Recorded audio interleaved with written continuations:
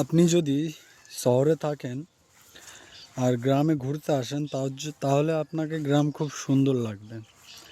আর আপনি যদি আমাদের মতো 12 মাস যে গ্রামেই থাকছি, গ্রামেই ধরে না 12 মাস আছি, তো গ্রাম আমাদের ভালো লাগে না। এই গ্রামে এখন বৃষ্টি চলছে, বৃষ্টিতে খুবই বিরক্তকর হয়ে আছে মাঠগুলো, দেখলে বুঝতে পারবেন। আর যারা মাঝে মধ্যে গ্রামে ঘুরতে আসে তাদের জন্য গ্রামটা একটা আলাদাই সৌন্দর্য, প্রকৃতির একটা আলাদাই ভালোবাসা। তাদেরকে এটা মনে হবে, কিন্তু আমাদেরকে এটা মনে হয় না। আমরা গ্রামেই থাকি, তো তার জন্য আমাদের এটা বেশি গ্রামে হয় না। এখন গ্রামে ভরপুর বৃষ্টি হচ্ছে, হ্যাঁ, বৃষ্টির এই জল, বেশি জল জমে গেছে এখানে, জল কাদা এর খুব অসুবিধা হয়। এই যে কাদার যে অসুবিধাটা, তাতে খুব আমাদের অসুবিধা হয়। যারা গ্রামের চাষি তাদের বিশেষ করে আরও অসুবিধা। আমি ধরে নাও একদম দুপুরবেলার দিকেই এসছি মাঠে, এটাই বলার জন্য যে যারা গ্রামে হয়তো 1-2 মাসের জন্য ঘুরতে এলো, তাদের আত্মীয়দের বাড়ি বা যাদের বাড়ি এলো ঘুরতে শহর থেকে, তাদেরকে খুব ভালো লাগবে যে গ্রামের এটাই আলাদা, গ্রামের আবহাওয়াটাই আলাদা। হ্যাঁ, যে শহরে গ্যাঞ্জামটা বেশি, গ্রামে গ্যাঞ্জামটা কম।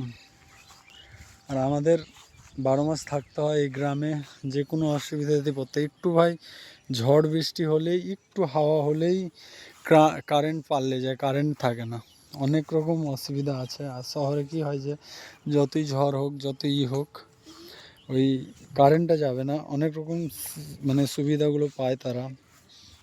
আমাদের যেমন কাছে ভিতরে হসপিটাল নেই, হসপিটালের সুবিধা নিতে গেলে মিনিমাম তোমাকে এখান থেকে 10-15 কিলোমিটার যেতে হবে, তাহলে ভালো হসপিটাল পাবে। তাছাড়া ভালো হসপিটাল নেই। যেমন এই হচ্ছে গ্রামের অসুবিধা, এগুলো হচ্ছে অসুবিধা গ্রামের, ঠিক আছে। গ্রামে থাকা ভালো, খুব সুন্দর। আস্তে আস্তে এগুলো হচ্ছে, ডেভেলপ হচ্ছে, এগুলো চেঞ্জ হতে নিয়ে গেছে, যে চেঞ্জ হয়ে আরও হয়ে যাবে, কাছে ভিতরে হসপিটাল হয়ে যাবে। আমার চাষ হয়েছিল, চাষ মাঠে নেই, একদম পুরো মাঠ হয়ে আছে। কী যে ফসল হবে, বোধহয় হবে তোমার ধান, হ্যাঁ, ধান চাষ হবে এখন, বৃষ্টি হচ্ছে, ধান চাষ হবে এখন।